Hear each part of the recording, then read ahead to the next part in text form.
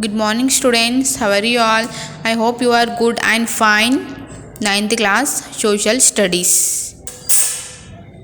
In previous class, we will discuss about agriculture in India.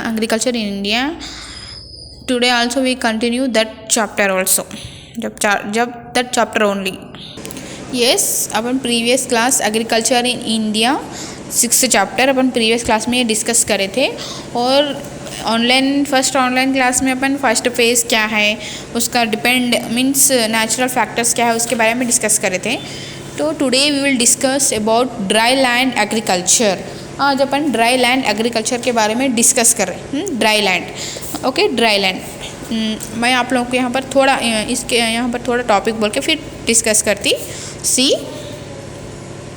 a little over 40% of the total cultivatable land in India is irrigated. This percentage can only go up to a maximum of 55%. The remaining 45% cannot be easily irrigated. It would be very difficult and expensive. These areas most depend slowly on rainfall. These are dry lands in our country. तो यहाँ पर क्या बोल रहा है अपने को dry lands means आप लोगों को ड्राई बोल तो मालूम ना जो सूखा जो रहता वेट ड्राई। हाँ जो सूखा वहाँ पर क्या क्या प्रॉब्लम्स होते। यहाँ पर एक बार अपने को 40% का अपने को गेन हुआ फिर नेक्स्ट ईयर अपने को 40 होना बोल के तो अपन एक्सपेक्ट कर सकते तो होता नहीं होता अपन we can't decide it okay अपन कितना होता कितना नहीं होता अपन डिसाइड नहीं कर सकते वहाँ पर। और उसके साथ में 50 रिमेनिंग कितना बचता कितना एक्सपेंडिचर होता तो अपन डिफ़िकल्ट है अपना एक्सपेंसिव कितना होता होगा ड्राई सीजन में मीन्स ड्राई लैंड में अपने को प्रॉपर एग्रीकल्चर नहीं होता बट प्रॉपर फैसिलिटीज़ नहीं रहते वाटर एबिलिटी नहीं रहती जो फर्टिलाइजर्स रहते वो उसको लो मीन्स ज़्यादा वाटर होना पड़ता ओके। थोड़े क्रॉप्स जो हैं jowar bajra groundnut and cotton soybeans red grams and Bengal grams जो ये जो है ना ड्राई लैंड्स के एग्रीकल्चर वहाँ पर ग्रो होते। ड्राई लैंड जो एरिया सुटेबल सर्टेन क्रॉप्स थोड़े क्रॉप्स का थोड़े एरिया में ग्रो होता। ये सॉइल के हिसाब से ये सॉइल अच्छी रहती है उसको वो सॉइल अच्छी रहती सॉइल के हिसाब से वो जो क्रॉप्स रहते ना वहाँ पर ग्रो होते उसके हिसाब से। थोड़े pulses pulses means what pulses बोले तो दाला जो दाला रहते ना वो 84% ऑफ द पल्सेस है ना वो एंटायर कंट्री में ग्रो होते ये एरिया में। तो उसके बाद में increase means day by day increase होता। अब पल्सेस अपने को प्रॉपर ग्रो नहीं हुए थोड़े कम हुए तो उस टाइम पे अपने को क्या होता पल्सेस ग्रो होना कम हुए तो पल्सेस अपने को नहीं रहते बाहर मार्केट में भी जाने के लिए तो उस टाइम पे पल्सेस का एक्सपेंसिव बढ़ जाता मीन्स जो प्रोडक्ट एक्टिविटी अपने को ज़्यादा ग्रो नहीं होती वो मार्केट में नहीं आता तो उस टाइम पे वो जो प्रोडक्ट का रेट होता ना हाई हो जाता। किस लिए ड्राई लैंड एग्रीकल्चर के तरफ से।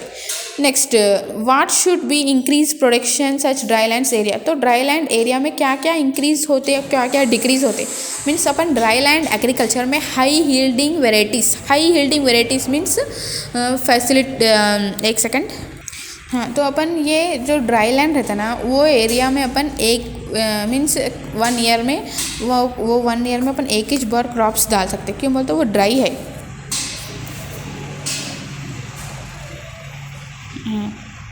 क्यों बोले तो वहाँ पर अपन को ड्राई प्लेसेस है ना इसलिए अपन वहाँ पर ज़्यादा ग्रो नहीं कर सकते ओके।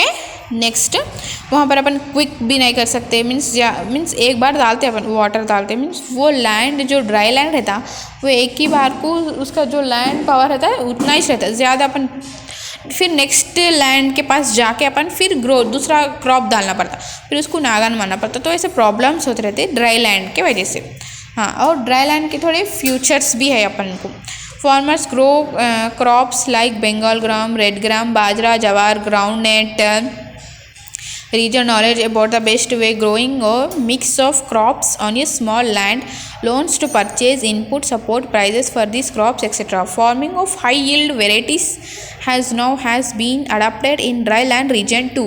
तो ड्राई लैंड में क्या क्या होता मैं आप लोगों को एक पेपर में बताती you can see here. Dry land agriculture तो ड्राई लैंड के थोड़े फीचर्स हैं मीन्स वहाँ पर क्या क्या होता है erect uncertainty and net well distributed rainfall. तो ड्राई लैंड के पास अपने को प्रॉपर रेनफॉल प्रोसेस नहीं होता नेक्स्ट, अनडिलेटेड सॉइल सरफेस। तो सॉइल सरफेस जो रहता ना, सॉइल प्रॉपर जो अब अपन सीड्स डालते हैं उसको ग्रो अप मीन्स एनर्जेटिक नहीं रहती soil surface. Low soil fertility and low world health water yield crops. तो वहाँ पर लो सॉइल रहता मीन्स सॉइल ज़्यादा नहीं रहता वहाँ पर और वाटर भी कम रहता, इसकी वजह से अपन वहाँ पर एग्रीकल्चर नहीं कर सकते।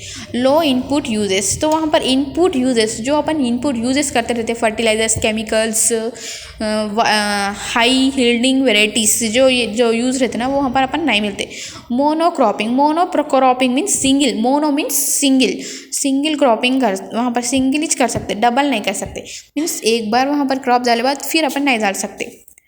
मिक्सड क्रॉपिंग मीन्स अपन जवा मीन्स टमाटो, कोतमीर, अलग अलग means number of types of crops डाले तो वहाँ पर ग्रो होते नहीं होते। लो प्रोडक्टिविटी। तो वो ड्राई लैंड एग्रीकल्चर में अपना प्रोडक्टिविटी भी लो होता, कम रहता। Poor economic condition, there will be poor economic condition. I hope you can understand dry land agriculture. This is your homework, write and send. Next, the effects of the green revolution means effect, green revolution का effect कैसा होता। Increase in production. The spread of high-yield varieties is to large parts of the country and to newer crops has led a significant increase in crop production in the country. India has become seed sufficient in food grains. तो यहाँ पर green revolution means green revolution में तो आप लोगों को मालूम है, कुछ आइडिया है, एनीथिंग आइडिया? नो ना, वाई हाई हील्ड वेराइटीज़ बोलते हो। यहाँ पर थोड़े क्रॉप्स रहते हैं पूरी कंट्री में अपने आप ग्रो हो जाते, जैसे अपन काऊ को जो घास डालते अपने आप उगते रहते, वो सफिशिएंट फूड ग्रेन्स रहते इंडिया में। Due to this rise in food grains production, it was no longer necessities to improve food grains from other countries. Today, food material consistently only about 3% of India imports. Bar diagram. The production of food grains has increased 5 times over the last 5 decades from 1951 to 2014-2015 in 253 million tons. तो अपन का agriculture कितना means grow हो रहा नहीं हो रहा, year by year हो रहा मीन्स कितना ग्रो हो रहा, पीपल्स को यूज़ हो रहा नहीं हो रहा, एनिमल्स को यूज़ हो रहा नहीं हो रहा मीन्स उसके यहाँ पर एक बाई डायग्राम है, अपन उसमें सर्च करना पड़ता means slowly year by year अपना जो प्रोडक्शन है इंक्रीज़ हो रहा, मिलियंस टन्स में इंक्रीज़ हो रहा।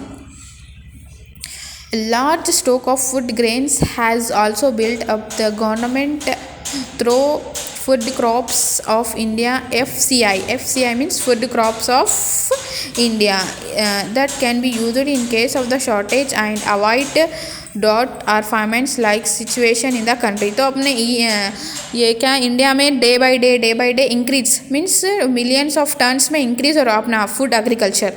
The procurement of food grains is also used to supply food grains instability area. In the year 1967, the total food grain stock the government was only 19 lakhs tons. तो means 1 year में थोड़ा कम, फिर एक 1967 में सम and फिर 2015 में थोड़ा अपना जो प्रोडक्शन फूड है ना वो इंक्रीज होते ही जा रहा।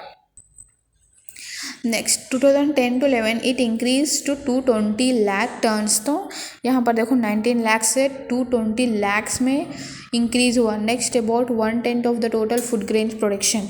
Green revolution helped the farmers to produce higher quantities of food grains and non food grains on the same plot of land. तो एक प्लैट में स्लोली जो भी अपन मीन्स जो भी फूड ग्रेन्स डालते, green revolution means slowly increase होता। अपन slowly आप लोग 1 क्लास से इंक्रीज हो लेते आते, 10th पढ़ 7th 8th 9th 10th पढ़ते, उसके बाद इंटर पढ़ते मीन्स अब उसके साथ में आपकी नॉलेज कौन सा सब्जेक्ट क्या रहता, किस में क्या रहता मीन्स आपकी नॉलेज भी बढ़ती रहती है आपके हिसाब से। Like that slowly our food grains also increase.